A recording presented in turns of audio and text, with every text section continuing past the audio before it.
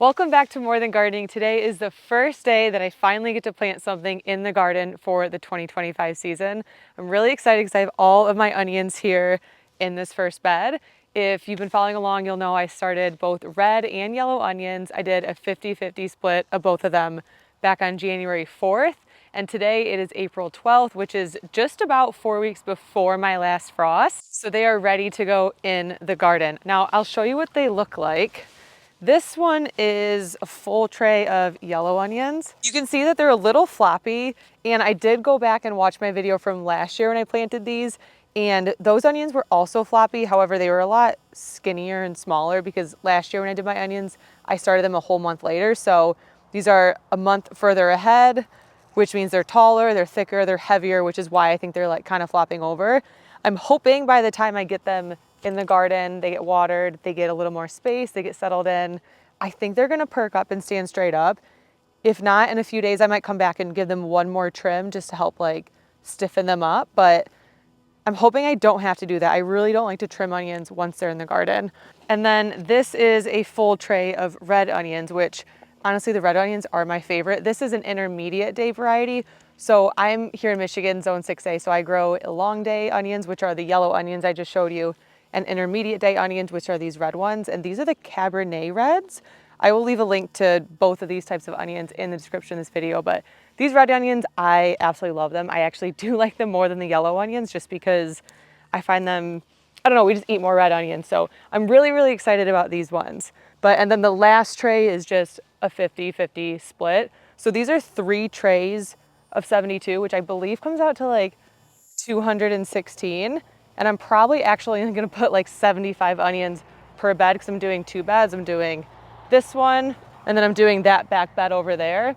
So I'll probably get like 100 and, what's 75 plus 75? 150? Yeah. So probably get like, yeah. So I should get about 150 onions, which will leave me with quite a bit of extra, which will probably go to like my parents and maybe my mother-in-law. That's what I did last year. And yeah, anyone else who wants some extra onions. So I already worked this bed pretty good. At the end of the garden season last year, I put like a 2 to 3 inch layer of fresh compost on all of the raised beds. And then this morning I came through and I added some fresh, just like raised bed soil, some cow manure, some fertilizer, and then water on top. And then I just watered everything in, tilled it, mixed it around, and leveled it out. I'll do the same thing to that back bed over there when we're done, but we're just gonna film this bed today, so this is just all I have done so far. I like to do each onion about 6 inches apart per row, and then I space the rows about 6 to 8 inches apart, and I find that just using a yardstick is the easiest way to keep consistent spacing and kind of keep you on a straight line as you go. So starting over here in the corner of the bed, I'm just gonna kind of flatten it out, make sure it's nice and loose. And keep in mind with onions, they're gonna grow like underground, and then they're gonna kind of bulb and pop up out of ground, and they need to expand in the soil. It's not like a tomato or a pepper where it's fruiting out of the soil in the air. It's literally in the soil. So you need to make sure your soil that you're using is loose, it's well like aerated, it can drain well, and it's not gonna be so compact that it can't bulb and it can't grow big. That's the same thing that goes for like any root vegetable, like your carrots and your potatoes as well. So that's part of the reason I like to add a lot of compost and a lot of like loose, fresh soil when I plant, because I know it's like light and airy and soft, so those onions can expand well. I'm gonna take my yardstick and I'm just gonna start like 6 inches in, and I just dig a hole with my hand, and then I look at the onions and I pick ones that look the strongest, and these look pretty weak. They're honestly, I'm not in love with how my onions look right now. So I'm gonna start over here. I'll show for an example. They look a little crazy, so bear with me. But this one has a much thicker stalk. See how thick that is compared to like this one over here, which is much thinner.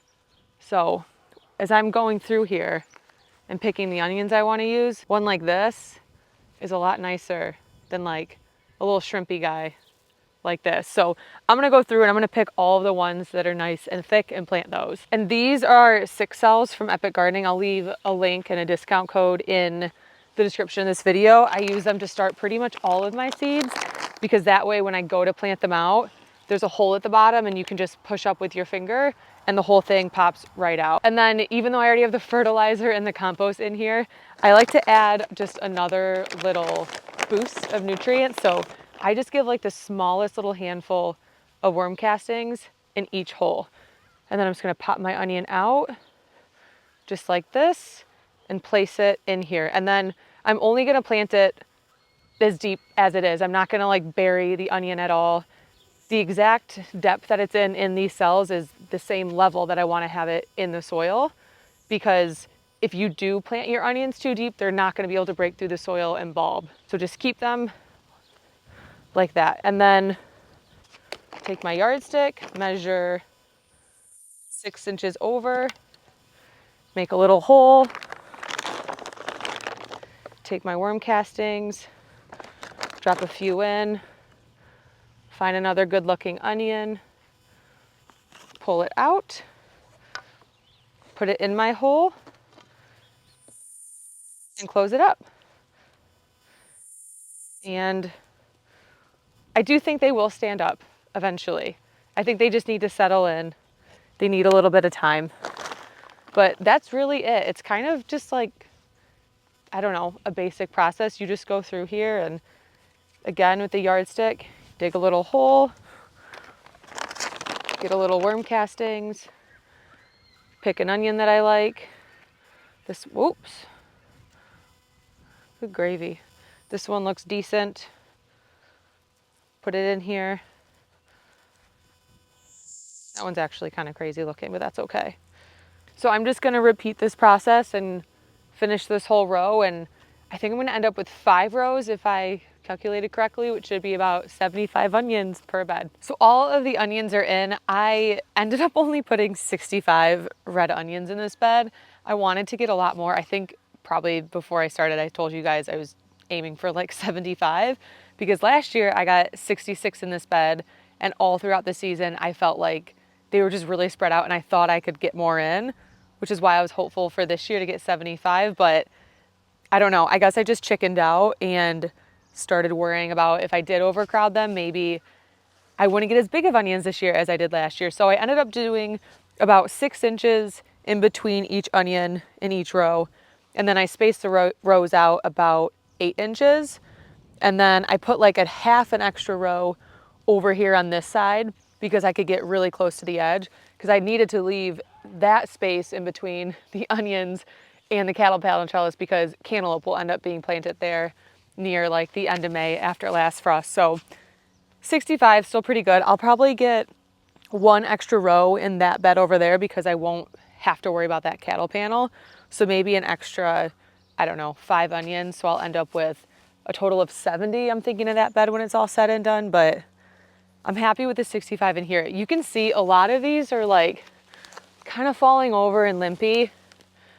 Again, I said in the beginning of the video, I am a little this one's like severed. They did spend the night outside last night because I thought they were ready, and they needed to get just used to the cold. It was part of the hardening off process, and I am wondering if some of them are a little damaged from frost yesterday. But onions are really cold hardy. I do have confidence and I'm hopeful that they are going to bounce back, but just give them a few days and we'll see. And I'll give an update on how they're doing either in the description of this video, depending on how soon they perk up between like now and when this video goes live, or I'll add a comment to this video.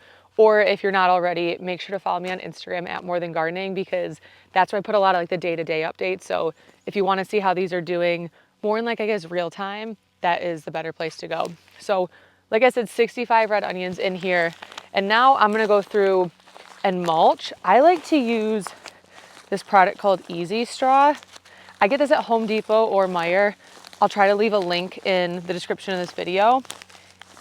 It's 99% weed free, so it does sprout like a little bit of weeds here and there, but honestly, it's so minimal that I walk through my garden almost every single day, and if I see one, I pull it. And I probably don't even see one every single day. It's really, really minimal. And you want to use something to mulch, because if you don't, you're going to have more weeds naturally coming up, and the top of your soil is going to dry out really, really quickly. and you're gonna have to water more if you don't have mulch. Having a straw mulch, or you could do like a bark mulch or a leaf mulch, some sort of mulch will help the top of your soil stay nice and moist after it gets watered, and you won't have to water as often. So I always recommend mulching with something, and I like this stuff because it's honestly really, really cheap. This big bag will probably cover like 4 or 5 beds if I had to guess. I think I got like 1 bag at the beginning of spring last year and I think I was able to do almost every single bed off that first bag. So it lasts forever, and this was like 15 bucks. But I just do a nice layer all around the onions. I use this for my entire garden. You'll see me grabbing this all throughout the season as everything else gets planted.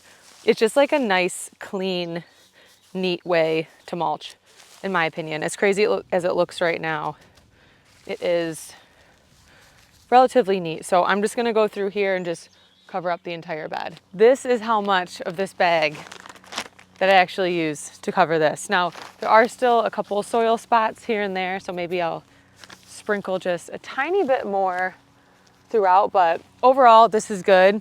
It will like settle a little bit, and I'll probably put more straw on in a couple weeks or so, but for now, for today, it's good.